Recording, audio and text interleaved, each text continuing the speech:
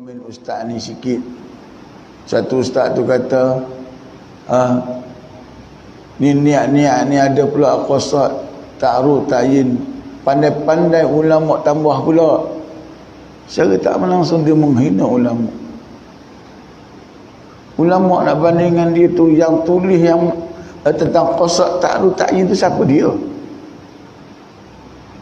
Bukan calang-calang orang. Tapi dengan penyataan dia tu menghina ulama. Kurang ajar ustaz ni.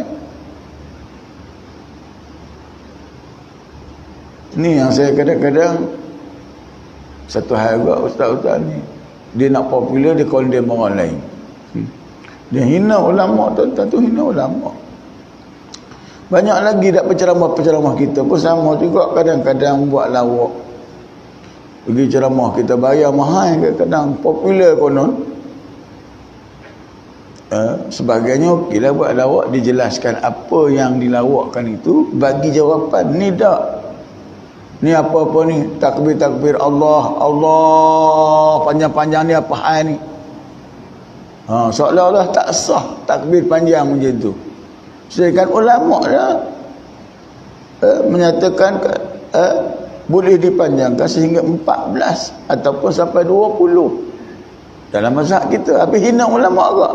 Penceramah yang jahil jenis tak mengaji, dia tengok aja orang ceramah, dia pun menyampuk jawab balik. Dia ulang balik apa yang dikatakan oleh sebagian ustaz. Ni tak ada ilmu, ni sekadar datang ceramah nak buat lawak aja. Patut bagi penjelasan. Kalau kamu kata sekadar 2 harakat, bagaimana yang dimaksudkan 2 harakat tersebut? Kalau kau hina panjang tu, apa hukumnya? Sah ke tak sembahyang orang tu? Kalau seseorang itu memang dia jenis tak boleh menjegerakan sembahyangnya untuk masukkan niat. Ini yang kadang-kadang bila ustaz tu ceramah, selama ni kita buat pun kita jadi berubah terus. Pasal apa? Penyataan macam ni. Maka oleh itu ramai di kalangan orang tak mari mengaji sekarang, dia mengaji di YouTube saja. Itu jadi jahil belaka.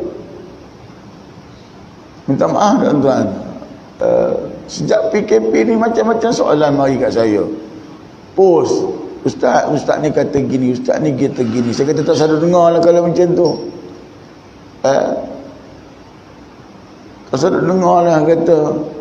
Tu kata dalam majlis ilmu tu dia perlu ada 2 hala. Seorang bertanya, ustaz jawab. Kalau ustaz bagi ceramah tak betul, betulkan. Itu cara dia. Dan itu perlu kita halalkan. Ini dah. Yang ustaz tu kata, kita tobek sikit. Yang sebelum dia kata tak masuk pun. Dia ambil yang apa kata, yang sebahagian saja. Contohnya kita cerita semayang kena baca Fatihah tak? Semayang berjemaah kena baca Fatihah sampai habis tak? Dia kata tak baca pun tak apa. Tak jawab mazhab mana, jelaskan. Bila masa tak baca. Macam semayang subuh tadi, imam dah baca, dia pun dengar. Tak payah baca, tak apa. Bukan dalam mazhab kita. Tapi kalau semayang maghrib, semayang isyak, rakaat yang ketiga, keempat tu wajib juga baca, tak bagi penjelasan. Jadi bila orang dengar, orang kata tak payah baca Fatihah. Pasal penceramah ni macam hal satu hal juga. Yang edit tu pun bahal. Nak cakap rasa. Kita lah dengar ni tak mari mengaji pula. Oh ya, betul lah.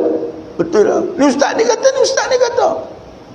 Itu yang saya sedih. Kenapa semangat untuk ilmu tu, kata Imam Al-Ghazali, dia mengambil masa tuan-tuan. Bukan sambil baring, sambil duduk kita boleh mengamati ilmu tu, bukan. Nak mengamati ilmu dan untuk beramal dengannya bersusah payah. Tuan-tuan mari ke surau susah payah, hujan mari juga. Itu nama dia bersusah payah. Lepas tu tiap-tiap bulan mari kuliah, tiap-tiap bulan. Kalau kuliah saya tu tiap bulan mari. Itu nama dia pengorbanan. Bukan menuntut ilmu tu dengan baring-baring je. Tak. Tu pasal kalau Syekh Zainal Asri, dia marah tuan-tuan. Tuan-tuan kalau duduk macam ni, kemudian ada kerusi yang lembut tu.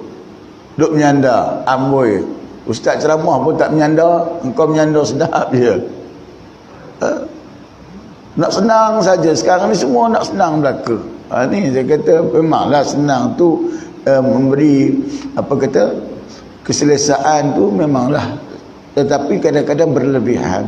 Kadang-kadang kita kena mengajar diri kita muhasabah, kerana syurga itu bukan boleh didapati dengan mudah, dengan tanpa ujian. Tak ada, mesti ada ujian. Ulama-ulama dahulu, ulama-ulama silam kata berkorban untuk Islam tu harta, wang, ringgit, tenaga dan sebagainya, menaik kepada kemampuan.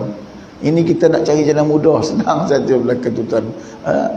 Ya Allah berikanlah aku syurga, tapi kita kata hak nak mari subuh pun susah, nak berada dalam majlis ilmu pun susah. Kita kena pandang dari kita tuan-tuan. Saya mohon maaf bagi tadi pagi-pagi ni cicit. Kenapa?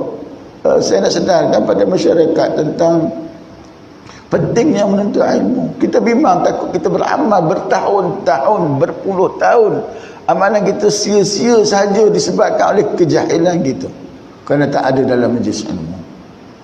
Tak jumpa tu lain cerita. Ini semayang nak, tapi belajar tak nak. Buat ibadah nak, tapi belajar tak nak. Sedangkan saya sebut tadi, beruntungnya orang berada dalam majlis ilmu walaupun sekejap. Allah offer sampai macam tu. Kau duduk majlis ilmu sekejap je, tapi aku bagi ganjaran pahala. Nak bandingkan hampir ziarah orang sakit 1000 orang pun tak sama. Allah tawarkan lagi. Kau semain sunat di luar sana 1000 rakaat.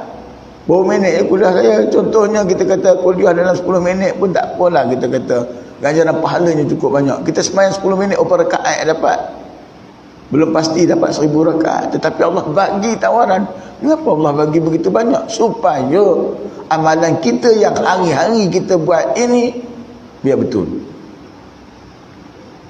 Biar menepati sabda Nabi sallu kama ra'aitumuni usalli, dan mendapat iktibar Nabi sallallahu alaihi wasallam.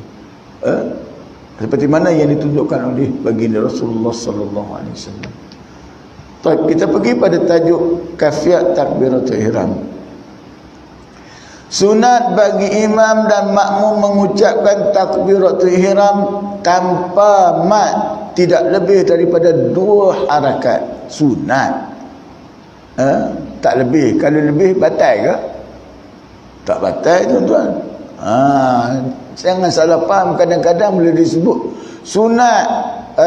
Contohnya sunat bagi imam dan makmum mengucapkan takbiratul ihram tanpa mad, tidak lebih daripada 2 rakaat. Dia kata jangan lebih daripada 2 rakaat. Yalah, kalau lebih salah ke? Disebut sunat. Jadi kalau tak dapat sunat, tak apa, tak dapat sunat, tetapi dapat sah. Setengah orang dia kalau tidak dimatkan, tidak dipanjangkan, maka mungkin kadang-kadang niatnya tak sah. Setengah orang dia senang Allahu Akbar, setengah orang Allahu Akbar, sah juga. Yang penting sahnya.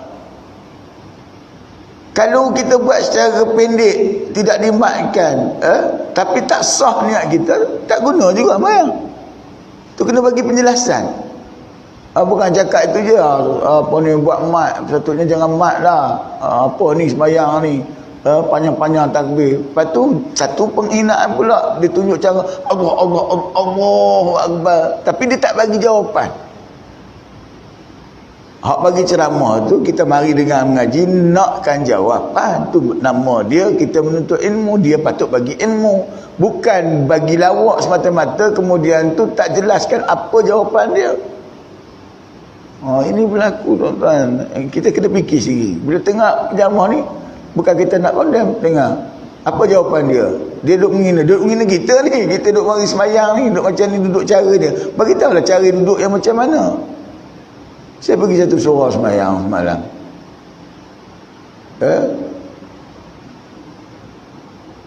Lepas maghrib buat semayang hajat. Apa cakap pun tidak. Baca pula tak jahat, tak adalah masalah. Tapi bagi penjelasan apa semayang, apa pun tak bagi tahu. Tahiyat akhir habis semua duduk tahiyat awal belaka. Habis tu saya bagi kuliah, saya kata mengapa duduk tayar akhir tayar awal?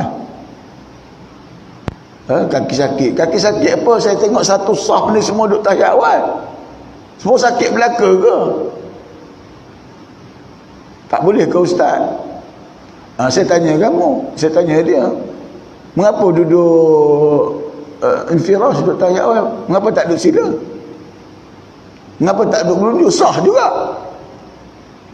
Duduk sila pun sah, duduk melunjuk pun sah.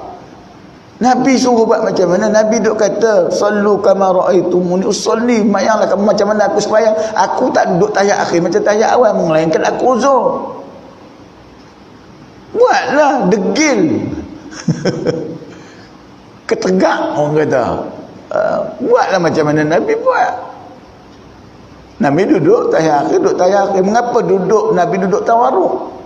Duduk tawaruk dengan infirash, dua duduk yang berbeza. Duduk di atas buku lali, ataupun duduk di tumit, ataupun duduk dengan menegakkan kaki kanan, kemudian tu duduk di lantai. Yang mana?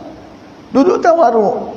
Kerana duduk tawaruk, duduk yang selepas itu tidak ada apa lagi nak buat, melainkan memberi salam sahaja.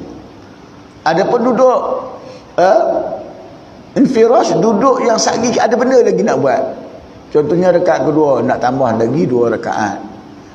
Ataupun duduk macam tu kerana nak buat sujud sawi. Jadi maknanya duduk tu ada peranannya, bukannya suka-suka je. Begitu juga Nabi suruh apa?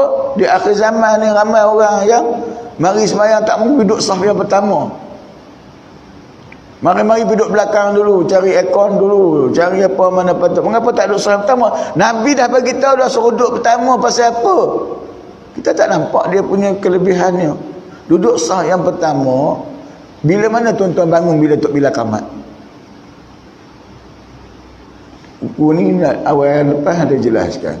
Bila qamat pada kalimah qad qamatis solah, baru bangun.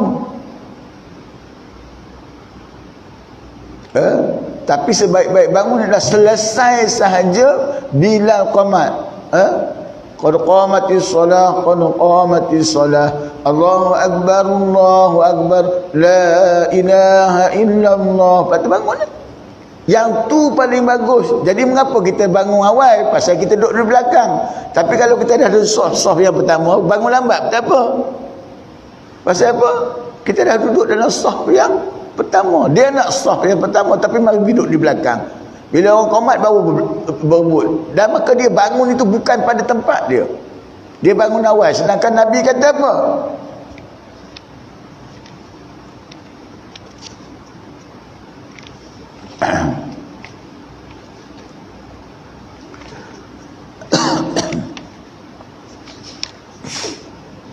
Nabi kata, inni imamukum fala tasbiquni birruku'i wala bisujudi wala bilqiyami wala bilinsirafi fa inni arakum amami wa min khalfi.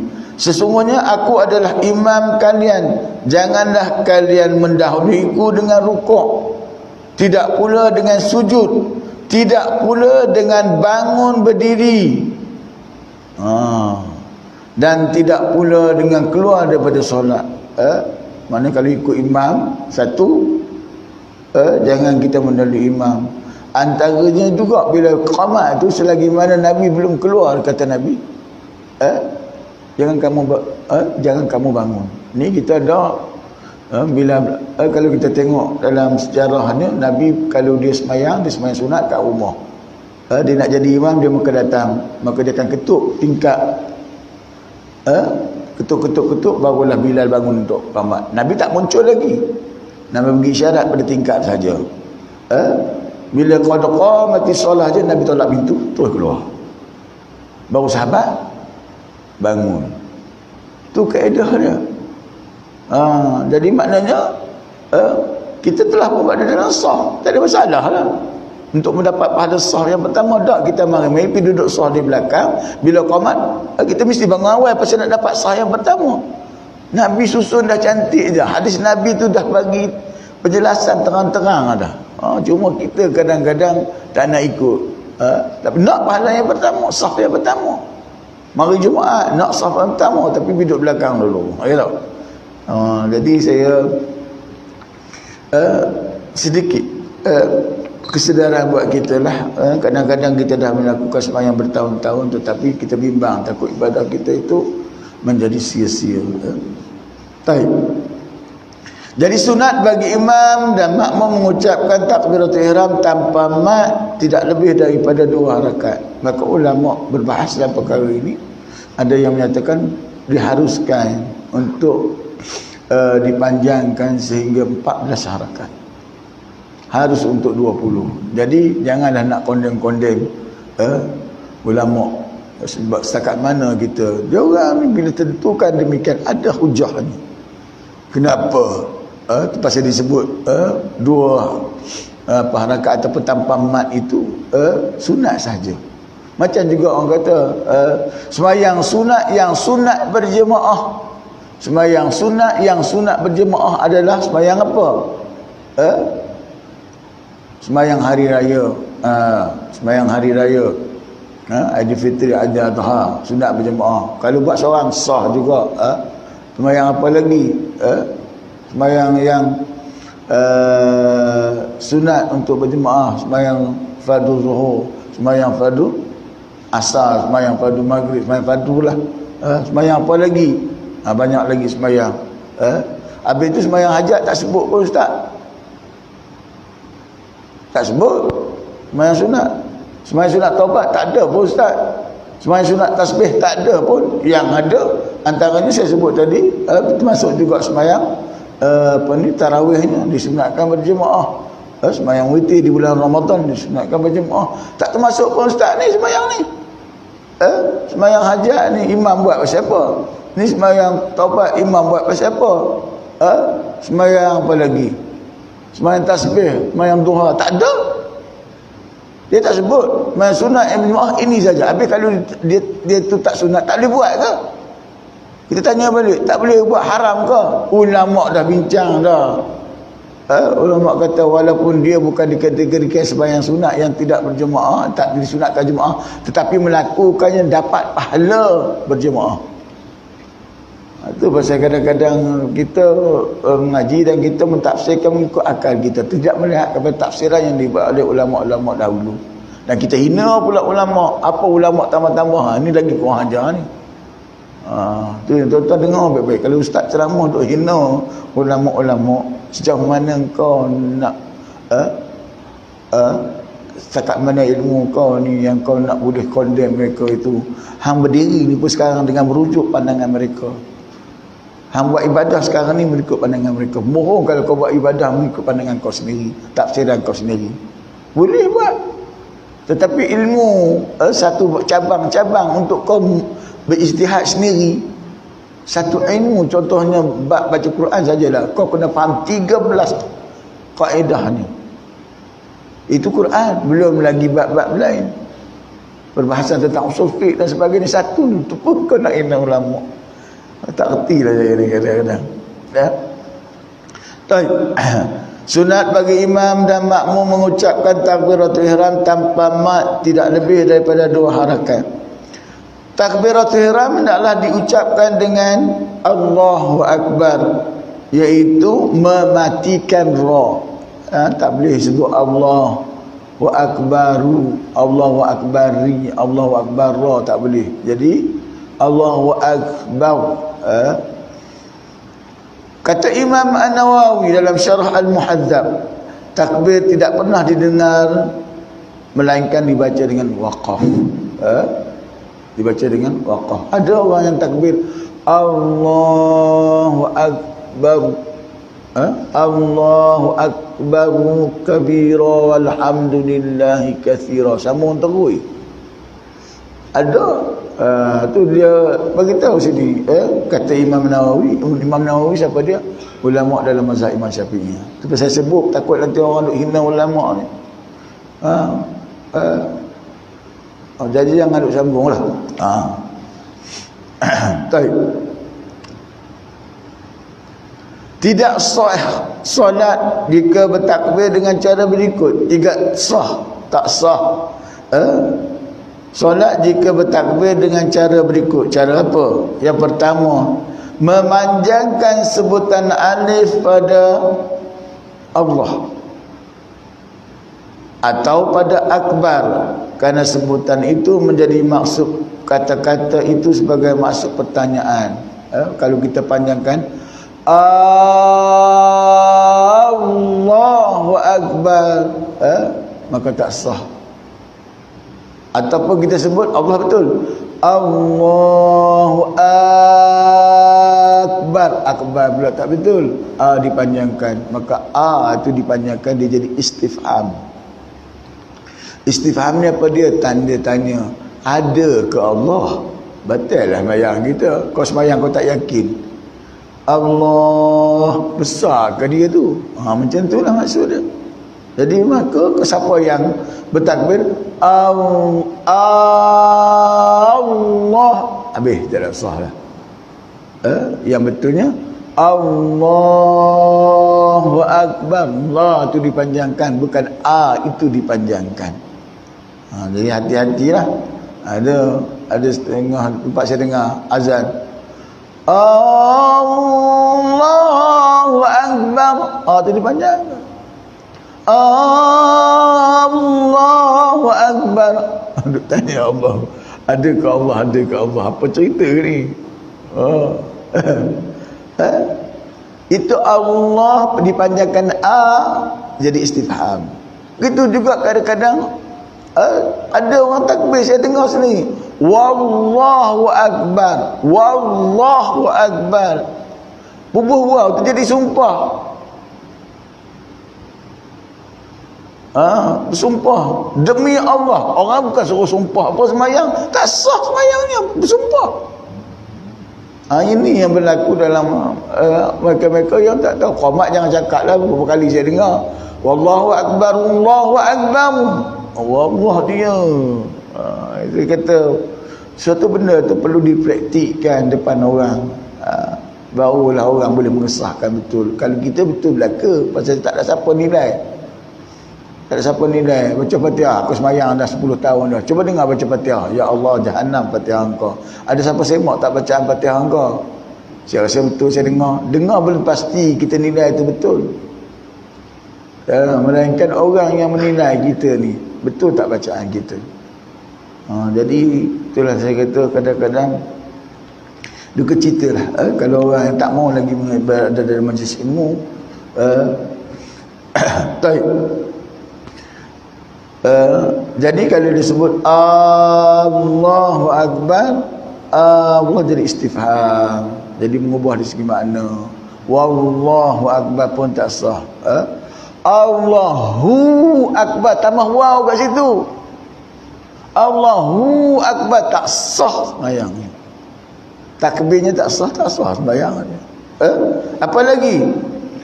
Menambah alif selepas ba dan menyebut akbar. Dia tambah alif kat situ, jadi ma'arif disukun. Allahu Akbar. Habislah bayang dia. Azan saya dengar. Kadang-kadang dia azan saya dengar terang-terang bunyi Allahu Akbar, Allahu Akbar. Jahannam bayang. Jahannam azan. Ini masalah. Ngaji tak mau. Lepas tu dia azan, dia kata dia betul. Kalau kita tegur dia marah. Ada pergi kursus panggil tak nak pergi. Macam mana? Kedegilan nak buat amal tapi perintah untuk menuntut ilmu tak mau. Ini kadang-kadang kita nak buat amal banyaklah. Tempat saya pun macam tu juga. Duduk belakang Tok Imam. Kalau imam rosak apa, kalau dia ganti aku tak sanggup dah. Duduk belakang tu baca jawi pun tak reti. Habis duduk belakang dengan jubahnya, dengan jaketnya, kadang-kadang duduk belakang Tok Imam tak saf siap, tak jadah siap, orang lain tak boleh kacau jadah dia. Allahu Akbar.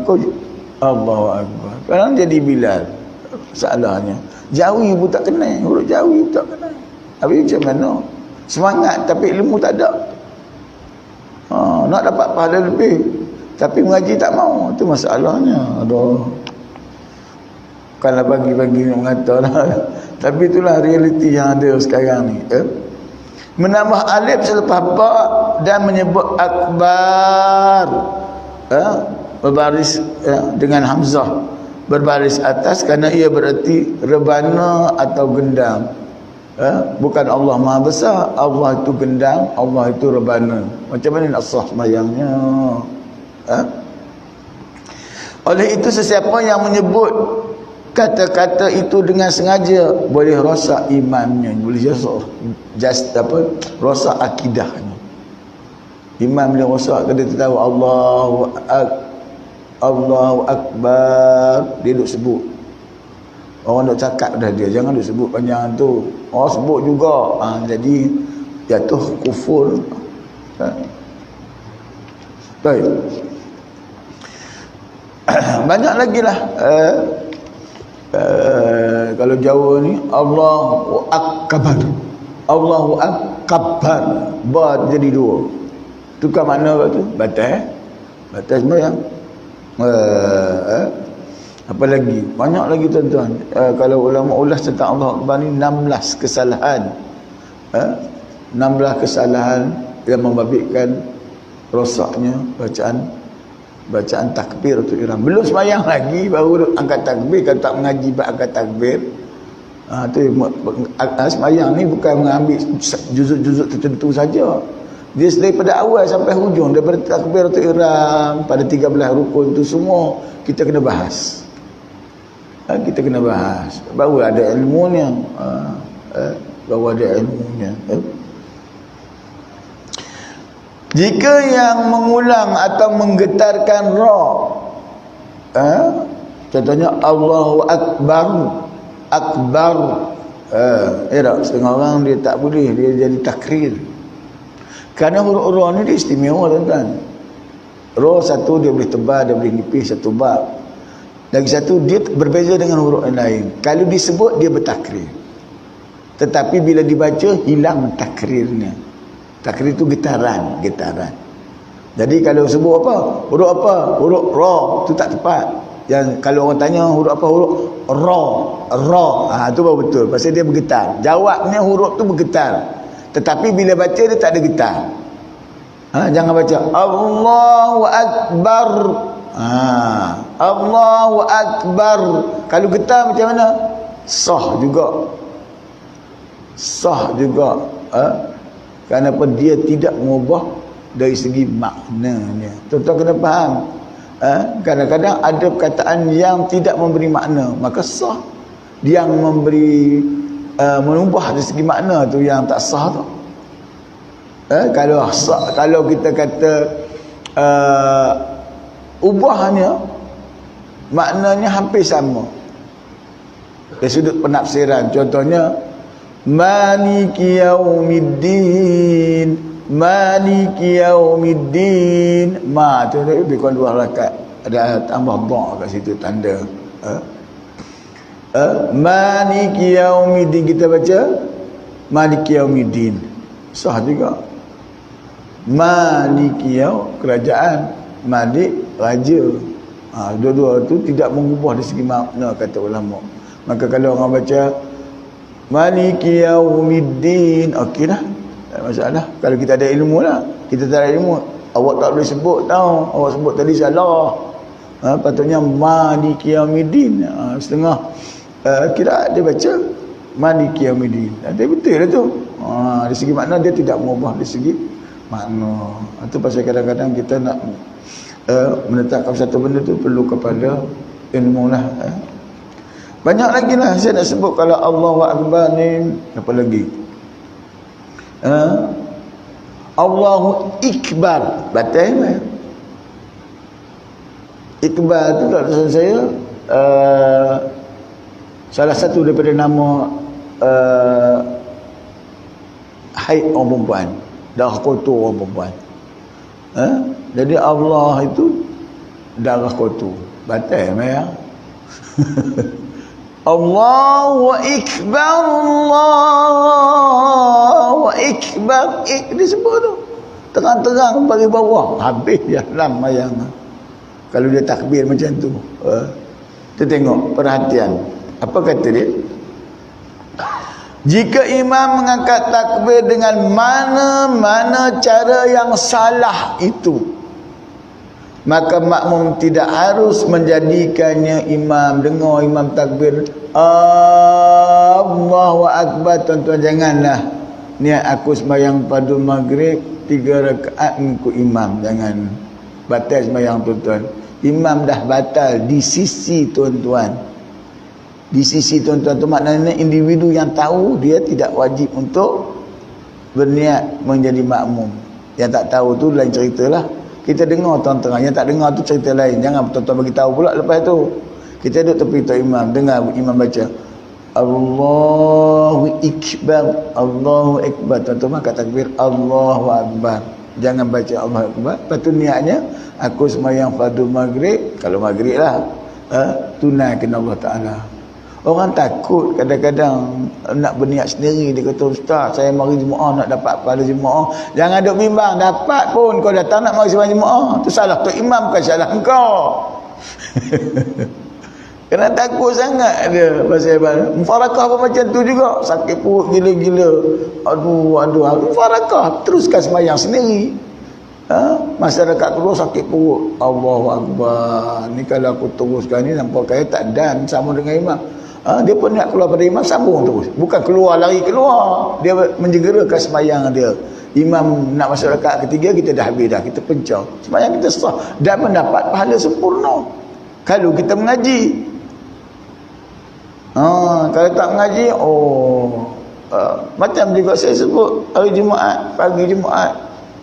Bahasa imam baca sejadah. Imam baca sejadah, surah As-Sajdah. Jadi aku ni nak kerja masuk pukul 7 suku. Subuh, belum pukul 6 dah subuh. Start sembahyang pukul 6 katakanlah. Start sembahyang bawa sejadah dekat setengah jam dengan surah Insan. Lepas tu belum wirid, belum apa lagi, nampak 45 baru habis. Aku nak kerja pukul 7 suku, nak balik rumah lagi, nak tukar baju lagi. Tak boleh jadi lah. Ada yang sampai tak payah pergi masjid lah kalau macam tu. Pasal apa? Nanti imam bawa sejadah. Ini kejahilan kita. Kalau kita ada ilmu, marilah. Bila imam kat takbir Allahu Akbar, kita pun kat takbir aku sembahyang fardu subuh 2 rakaat jadi makmum kena Allah Ta'ala. Allahu Akbar. Kemudian tu dengar imam baca apa. Lepas baca Fatihah, kita pun baca Fatihah. Lepas tu imam baca apa? Alif Lam Mim Tanzilul Kitab la raiba fihi min Rabbil Alamin. Imam jadah. Ni farakah. Aku keluar daripada imam dan meneruskan sembahyang kafiat kita sendiri. Bacalah surah yang pendek-pendek pasal nak pergi kerja ni. Kemudian tu bagi salam. Imam belum buat surah sejadah lagi pun, kita dah habis sembahyang lah, balik di rumah. Dan kata ulama, dia mendapat pahala sempurna. Kalau dia ikut belum tentu sempurna lagi, tapi dia dapat pahala sempurna seperti mana dia membaca sajadah dan juga insan. Sedangkan dia tak baca pun. Ni kalau orang ada ilmu, dia mari juga ke masjid pasal tuntutan mari ke masjid tu. Satu. Yang kedua tu, kerja tu menepati waktunya adalah wajib. Itu pasal haram kita tolong punch card aku punya. Tolong punch card aku. Ni perbuatan haram. Kita sembahyang. Allah bagi kelonggaran nusah pada mereka yang ada ilmu lah.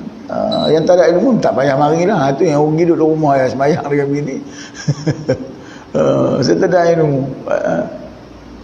Baik.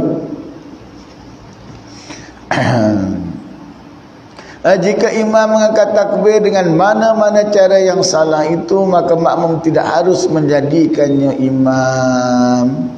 Yang kedua, jika seseorang mengangkat takbiratul ihram tanpa suara, tak bunyi Allahu Akbar itu, Sedangkan makmum tidak mengenalinya, maka dia tidak boleh diikuti. Kalau imam biasa kita kenal, angkat takbir, tak bunyi hari ini. Contohnya subuh tadi, tak bunyi. Tiba-tiba yang bunyinya Bismillahirrahmanirrahim. Alhamdulillahi Rabbil Alamin. Allah Akbar aku tak dengar apa. Tapi imam tu aku dengar lah. Aku kenal dia tu. Dia selalu jadi imam. Kat pagi ni tak bunyi pula. Kita boleh beranggapan boleh jadi imam sakit tekak, ataupun boleh jadi telinga kita pekak. Antara dua tu. Boleh beranggapan siapa imam tu kita kenal. Kalau imam tu kita tak kenal, maka tak boleh ikut. Tuan-tuan pergi balik kampung, ada imam tu tuan-tuan tak kenal, dia jadi imam, tak dengar bunyi Allah Akbar. Orang lain boleh, orang yang tempatan yang biasa dengan dia boleh, kita tak boleh, tak dengar. Singgah RNR, kita semayang ya, okey, semayang Zuhur ya, kita jamak dengan semayang Asar ya, sekali ya, kita buat takdim ya, okey, tak bunyi, tak ikut. Kita tak kenal dia. Kita tak kenal dia. Baik. Yang ketiga, jika imam mengangkat takbiratul ihram tanpa niat. Tadi tak kuat, tak dengar, tu cerita lain. Yang ni takbir tanpa niat, maka solat makmumnya sah, kerana niat itu perkara yang sulit, sama seperti berhadas. Tak tahu pun niat dia kalau. Melainkan dia bagi tahu tadi, habis tu cerita lain lah. Ni kita pun tak tahu. Yang tahu dia Allahu Akbar. Ada setengah imam Allahu Akbar, tuan-tuan pun ada kak Allahu Akbar. Lepas tu teringat, aku semayang ni semayang Zuhur, aku niat semayang Asar pula. Bukan lepas niat. Lepas niat tak ada masalah. Contohnya subuh tadi, kalau imam niat musalli fardul maghribi salasa rakaatin Allahu Akbar, tuan tak edah pun tak apa. Tuan beranggap posisinya tu lepas niat. Lepas niat tu bukannya wajib. Yang menjadi wajibnya kena betul ialah niatnya itu. Jadi kita anggap niat betul dulu, habis cerita lah.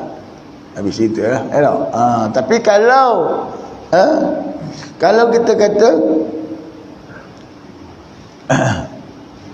kalau kita kata dia niat salah, imam niat salah, tuan-tuan pun niat salah. Contohnya lah, tuan-tuan semayang, aku tadi nak semayang Zuhur tapi tengah semayang ni. Macam mana tuan-tuan nak buat? Tengah semayang teringat, aku tadi niat semayang Asar, sedang aku semayang Zuhur. Macam mana nak buat tuan-tuan? Ini perlunya majlis ilmu. Jadi saya bagi jawapan lagi. Setengah penceramah, apa nak jawab? Pada dia kata, itulah tak mengaji. Dia tak bagi jawapan pun. Banyakkan penceramah macam tu, dia pun tak erti. Maaf cakap, kadang dia pun tak erti. Habis kuliah saya tanya dia, tak erti nak jawab. Yang kau ni kami jemput suruh bagi penjelasan, bukan kau tanya kami. Ni kau tanya tapi kau tak tahu jawapan dia. Sengak dia. Ada tuan-tuan penceramah yang macam tu, minta maaf saya cakap. Pasal sebelum semua dia nak mengajar, tauhid dia nak mengajar, fiqh dia nak mengajar, tasawuf apatah lagi boleh goreng-goreng dia nak mengajar. Kalau bab fiqh solat ni dia fakta. Tak boleh saya senang-senang nak cakap gitu kalau tak ada ulama yang jelaskan. Pasal apa yang saya cakap ni yang dinukilkan oleh ulama. Saya tak pandai nak nukil. Ambil hak dia tu sampaikan je. Ambil hak dia tu sampaikan je. Tu pasal saya marah sangat kalau orang hina ulama. Sungguh tuan-tuan. Orang baru post malam tadi kat saya. Penceramah tu kata macam tu. Allah, saya parah. Sejauh mana hebat kau tu pun. Kalau kau mufti sekalipun contohnya lah, yang kata tu kalau mufti bukan. Tengoklah. Tak ada pun dalil dalam Al-Quran. Memang tak ada dalil dalam Al-Quran pun. Tetapi sumber hukum kita kat mana? Quran, hadis. Tak ada Quran dalam hadis. Kalau tak ada hadis, ijma'. Kalau tak ada ijma', qiyas. Patut ijtihad. Siapa yang nak ijtihad? Ulama' lah. Ijtihad ulama' nak tolak? Bukan ijtihad kita. Makna kepakaran bagi mereka itu. Ijtihad Imam Nawawi, ijtihad Imam Syafi'i, ijtihad mereka itu. Kalau benda tu tak ada. Contohnya tuan-tuan sekarang ni disebut, apa orang kata? Makan wa zaman. Apa dia tu? Makan wa zaman. Masa dan juga tempat menentukan hukum. Masa dan juga tempat menentukan hukum. Ya. Masa dulu mungkin kita kata sah. Tapi sekarang mungkin tak sah. Ya ke? Boleh berubah ke? Ya. Itu sebut makan wa zaman. Masa dan juga tempat. Contohnya apa? Okey, tuan-tuan sembahyang. Sembahyang isyak. Imam sembahyang 3 rakaat. Ada yang tambah. Ada yang ikut imam. Dia tahu tu. Ada yang tahu, ini 3 tapi sembahyang dia kata kena ikut imam, ikut je lah. Imam buat 3, dia pun buat 3. Ada yang niat farakah. Ada tunggu imam, bila imam bagi salam baru dia sambung. Ya. Habis sembahyang, pergi komplain ke Tok Imam. Tok Imam sembahyang tadi 3 rakaat. Saya yakin 4. Yang lain pula kata kalau imam yakin sah. Memang betul. Kalau kaedah dulu sah. Masa dulu sah. Sekarang mungkin tak sah. Kenapa? CCTV ada. Kita tengok CCTV 3. Imam yang muda. Senang ya. Jadi kita masa dan tempat menentukan satu hukum. Kalau dulu mungkin sah. Sekarang tak sah. Pasal kemudahan ada. Ini bagi makan wa zaman. Benda yang ulama' yang ulah ni bukan saya. Ulama' kontemporari, ulama' zaman ini yang membahaskan tentang kemajuan-kemajuan ini bagaimana penyelesaiannya. Ya ke Ustaz? Ada satu kira dia menggunakan kaedah ini dalam melakukan ibadah. Sikit lagi tuan-tuan.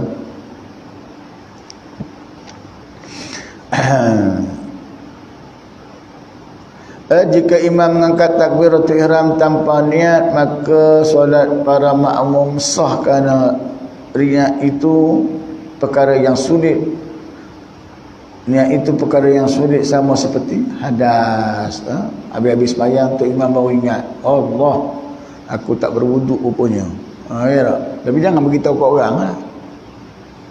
Melainkan di tengah sembahyang dia teringat tak wuduk, dia kena keluar orang lain ganti. Yang sebelum tu dia bawa orang tanpa wuduk, maka masih sah dia anggap. Bila dia sedar, maka tak sah, dia kena segera keluar orang lain ganti, menyambung sah. Dah habis sembahyang, dia tak ambil wuduk ataupun dia berhadas contohnya, jangan dia umumkan lah. Tapi ada benda yang dia kena umumkan. Contohnya najis tu atas bahu dia. Tak dapat tidak, mungkin ada orang yang nampak kan. Jadi dia kena umumkan, tuan-tuan minta maaf supaya sembahyang tadi ada najis. Semua kena sembahyang semula. Pasal imam batal, semua berlaku. Ikutan tidak sah kerana yang diikuti telah batal. Tapi kalau kita kata dia habis sembahyang, dia raba-raba dalam jubah dia, dalam pakit dia ada pula tai burung contohnya, maka dia tak perlulah istiharkan. Dia tak sah lah, orang lain dianggap sah selagi mana dia tak bagi tahu. Tak perlu dia bagi tahu, pasal orang tak nampak pun. Macam juga hadas ni, dia berhadas, tetapi orang tak nampak pun, dia tak ambil wuduk, mana orang tahu pun. Dia terkentut ni contohnya, dia batal. Tapi kalau batal on the spot, dia kena berhenti. Terkentut tu kena bangun. Tapi kalau lepas sembahyang baru dia perasan, Allah, aku tak ambil wuduk contohnya, maknanya dia sedar selepas itu. Pastikan yang kita kata dia saja yang tahu. Makmum tak tahu tak apa. Benda yang zahiriah yang nampak, contohnya kain koyak, Habis sembahyang dia perasan kain dia koyak dan menampakkan aurat belah paha. Walaupun makmum tak nampak, dia kena umum. Pasal disebut zahir, orang boleh nampak. Kalau kita kata macam saya kata tadi lah, najis yang tak nampak, memang tak nampak. Kalau orang tengok sembahyang memang tak nampak. Sedangkan dalam dia sebut batiniyah, termasuk juga tak mandi wajib, contohnya tidak berwuduk, atau wuduk mana kalau tak bagi tahu orang tak tahu lah, maka okey. Tapi kalau yang zahir, walaupun kita kata dah habis sembahyang, tempat tu orang boleh nampak, walaupun orang tak nampak, dia kena umumkan. Baik. Tambahan, jika imam membaca surah Al-Fatihah tanpa suara dalam solat lantang, solat jahriyah, solat subuh, maghrib, isyak, Jumaat, dan dia pula seorang yang tidak dikenali, maka solat makmum di belakangnya tidak sah. Macam juga tadi niat lah. Bukan niat apa, takbiratul ihram tadi. Jadi maknanya jika imam baca Fatihah tanpa suara dalam solat jahriyah, dia sembahyang maghrib, suaranya tak ada, tak dengar, kita tak dengar. Rukuk kita dengar bunyi Allahu Akbar, tapi Fatihahnya tak bunyi, tak dengar. Rakaat pertama, rakaat kedua sembahyang maghrib, rakaat kedua, rakaat pertama sembahyang isyak, tak dengar contohnya. Dan dia pula seorang yang tidak dikenali, tak kenal pun dia tu, imam tu. Maka solat makmum di belakangnya tidak sah, kerana pada zahirnya dia seorang yang tidak pandai membaca dengan baik. Mana-mana kata Imam Syafi'i kata ni, dia kata ulama jangan tuan-tuan duk hina, duk kata ni kecacah orang. Imam Syafi'i contohnya kata, Imam Syafi'i ni siapa dia? Tu kadang saya nak sentuh orang yang tak bermazhab ni. Orang tak bermazhab. Ini masalahnya. Ada tuan-tuan dengar penceramah. Kita sembahyang bukan itu ikut mazhab, kita sembahyang ikut Nabi. Nak menceritakan tentang Nabi itu siapa dia? Ulama lah. Dengan mengumpulkan hadis-hadis tersebut. Maka mengapa pula kita tidak mahu bermazhab? Kau hebat sangat kata nak bermazhab. Dah ada panduan yang ditulis ulama, dengan dalil-dalilnya, dengan hujahnya, dengan keilmuannya, dengan latar belakangnya macam mana. Maka itulah disebut, Nabi kata apa? Al-ulama warisatul anbiya. Ulama itu pewaris Nabi. Aku dah tak ada, dah ikutlah dia orang. Tapi ni hina ulama, saya marah sangat tu. Soalan menghina Nabi. Tahu dia. Jadi maka solat makmum di belakangnya tidak sah, kerana pada zahirnya dia seorang yang tidak pandai baca dengan baik. Jadi kalau dia baca yang baik, mesti dia kena kuatkan. Maka itu bukan senang nak jadi imam, tuan-tuan.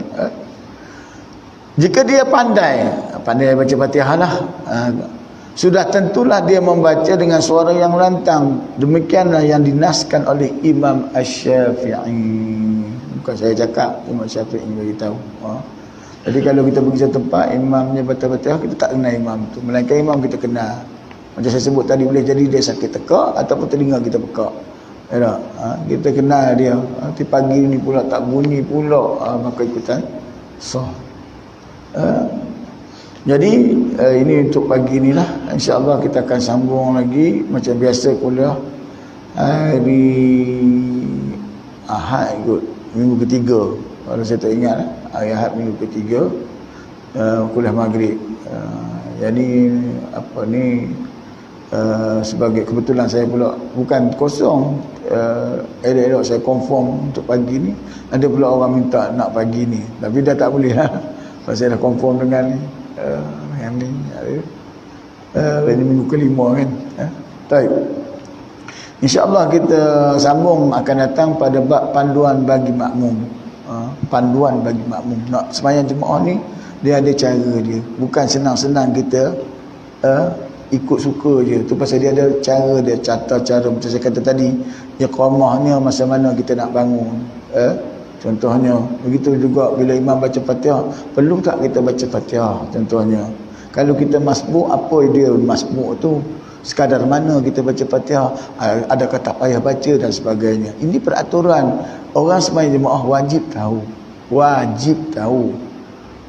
Kalau dia tak wajib tahu, kalau dia tak tahu, tak ambil tahu, boleh jadi sembahyangnya tidak sah. Kerana sembahyang bersendirian dengan sembahyang berjemaah, dia berbeza sedikit. Satu bab sembahyang jemaah dengan sembahyang tak berjemaah, dia berbeza. Sembahyang jemaah pula berbeza kalau orang tu muafiq ataupun orang tu masbuk, berbeza cara penyelesaian sembahyangnya itu. Itu kita kena tahu belaka tu. Walaupun kita dah sembahyang 30-40 tahun, cek balik, cek macam mana dengan berada dalam majlis ilmu. Pasal apa banyak tengah-tengah masjid dia tak ngajar bab ni. Itu yang saya pun heran. Tasawuf sampai 1 bulan 10 kuliah tasawuf. Tajwid jangan cakaplah Quran sampai 20. Saya kata ni bab fiqh solat ni penting ni. Terutamanya bab panduan imam dan makmum ni. Penting benda ni. Pasal nak dapat pahala menjadi makmum, mesti tahulah apa dia cara bagaimana nak mengikut imam. Jadi saya ingat cukup setakat itu. Ada soalan ke tuan-tuan? Ada soalan? Ya.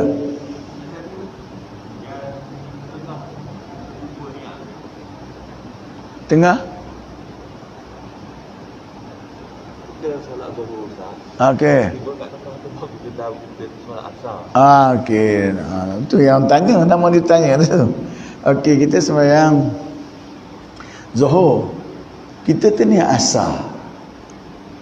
Tengok, waktu kita sedar tadi, kita sedar yang kita salah niat tu masa mana? Masa mana? Katakanlah Allahu Akbar, Allahu Akbar kabira walhamdulillahi katsira. Kemudian tadi aku niat mayang asar. Aku maka kita pun ubah niat.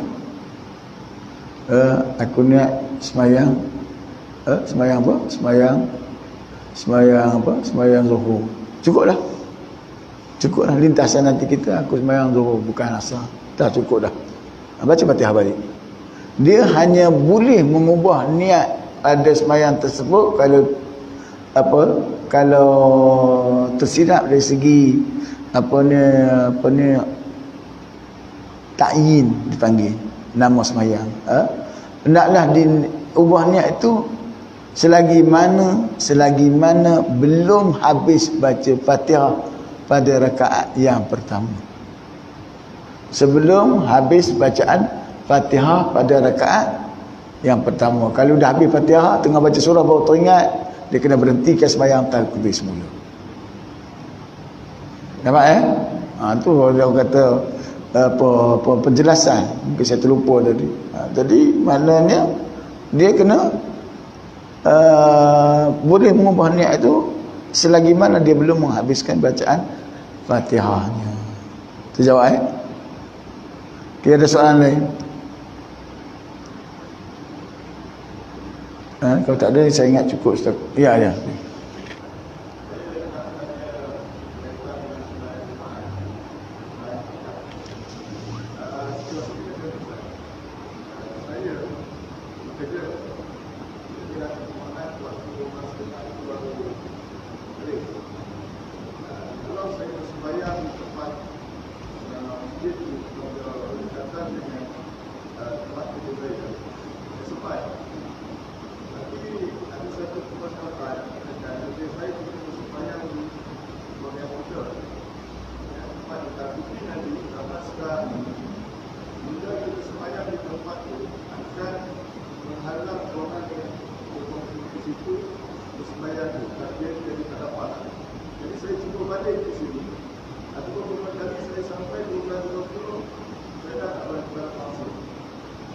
Dapat apa?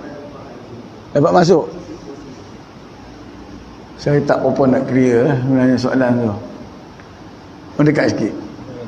Dia tanya, dia bekerja satu tempat. Kerja satu tempat. Jadi sepatutnya dia solat jemaah di ahli keluarga dia. Okey. Sebab kalau dia solat jemaah dekat dengan kerja dia, dia kacau ahli keluarga tempat dia kerja. Okey. Adakah patutnya dia balik solat tetap syariah asalnya. Dia masalah yang bagi contoh lah, saya duduk kat Kelang, saya kerja kat KL, saya takkan nak balik kat Kelang nak sembahyang lah. Sembahyang sana tak ada masalah. Tak ada masalah, sembahyang sana je. Semua lepas tanggungjawab kita dari segi Jumaat je. Tak ada masalah lah. Tak ada masalah. Dia boleh sembahyang tempat sana, tak perlu dia nak balik. Pasal apa? Adakah dia diibaratkan seperti orang musafir? Kalau dia bermukim dan sempat sini contohnya, adakah dengan dia sembahyang di sana tu dia disebabkan orang musafir? Dia bukan musafir. Kita tengok juga. Kalau dia musafir tu dia ada hukum dia tersendiri. Orang musafir ni dan kalau dia bermusafir tu adalah caranya dia tahu bila baru dia nak musafir. Kalau dia tahu pada malam yang dia merancang tak apa lah. Tapi kalau paginya tu dia tahu baru nak musafir, maka dia tak layak lagi penanya. Dia kena cari juga tempat untuk dia bersembahyang dalam perjalanan tersebut. Pasal dia tidak merancang disebut pagi-pagi tu. Ada panjang cerita lah tu. Panjang cerita. Kalau kerja tak perlu balik lah. Tak perlu balik. Dia akan menambah kerumitan lagi, mungkin dengan jalan jam dan sebagainya. Maka sewajarnya dia sembahyang kat situ je. Bukan dia mengambil hak orang lain, tak. Bukan dia mengambil hak orang lain. Tapi kalau suasana sekarang contohnya dengan COVID nya, jadi kadang-kadang tak semua orang boleh sembahyang. Tak tahu lah KL boleh kok. KL boleh? KL boleh? Kalau boleh masuklah. Kalau tak boleh tak apa, jangan rela lah. Jangan rasa macam nak paksa diri kita juga. Ni tengah orang kata semua Jumaat ni 3 kali tak mari. Dalam pandemik sekarang ni tak jadi masalah. Nama tak naik. Contohnya tempat saya tu. Tempat saya tu dia surau saya tu boleh muat sekarang 250 orang. Yang sebelum tu berapa orang, 100 je kot. Jadi penduduk di situ yang layak yang datang Jumaat 1000 orang. 1000 orang tu saya kata bukan layak Jumaat je, layak waktu pun suka 1000 orang, tapi yang mari berapa orang je. Tak terlepas pada kipayah dia sibuk dengan Jumaat. Jumaat sampai mengentak meja. Saya nak karya sini, mengapa saya tak boleh mari Jumaat? Saya waktu aku tak pernah nampak kau je, kau mari Jumaat je ya. Mari Jumaat je. Lepas tu dia tak pula tak daftar. Lepas tu sekarang ni ramai pula yang vaksin tak cukup 2. Tak cukup 2. Sampai bergaduh-gaduh, tak meja pula. Tanya ni, Allah tentukan ke orang yang 2 saja boleh datang sembahyang? Panjang cerita. Panjang cerita. Wallahualam bisawab. Jadi saya ingat cukup setakat itu. Kita sudahi dengan tasbih kita rasa suratul Asr. Subhanakallahumma wa asyhadu an la ilaha illa anta astaghfiruka wa atubu ilaik. Bismillahirrahmanirrahim. Wal 'asri innal insana lafi khusr illa alladhina amanu wa 'amilus solihati wa tawassaw bil haqqi wa tawassaw bis sabr. Sadaqallahul 'azim.